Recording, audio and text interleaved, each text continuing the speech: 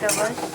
তো এখানে দেখতে পাচ্ছেন চিংড়ি মাছের সাথে একটা আলু, এখানে রসুন, তারপরে লবণ, হলুদ, কাঁচামরিচ দিয়ে আমি সুন্দর করে কাঁচা গন্ধটা করে নিচ্ছি চিংড়ি মাছের। তো এখানে আমি ধুয়ে রাখছি এই যে বাটুয়া শাক। কে কে পছন্দ করেন জানি না, আমার কিন্তু ভীষণ পছন্দ। এরকম একটা চিংড়ি মাছ, এরকম একটা আলু দিয়ে চিংড়ি মাছ দিয়ে বাটুয়া শাক কিন্তু অসাধারণ স্বাদ।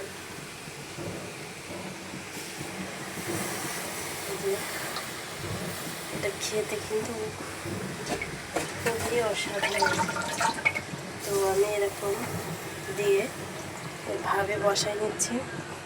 তো আমি ঢাকনা দিয়ে কিছুক্ষণ সময় এটা সিদ্ধ করে নেব। তো সে পর্যন্ত দেখতে থাকুন। হয়ে আসছে, এখন পেস্টটা লাল লাল করে ভাজা হয়ে গেছে। এখানে দিয়ে শাকটা ভাজি খাইতে মজা, ভীষণ মজা,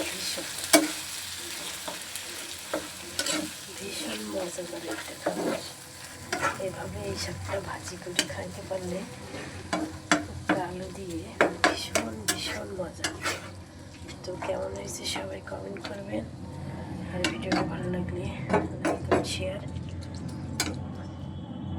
ভালো লাগলে চ্যানেলটি সাবস্ক্রাইব করে দেবেন। আল্লাহ হাফেজ।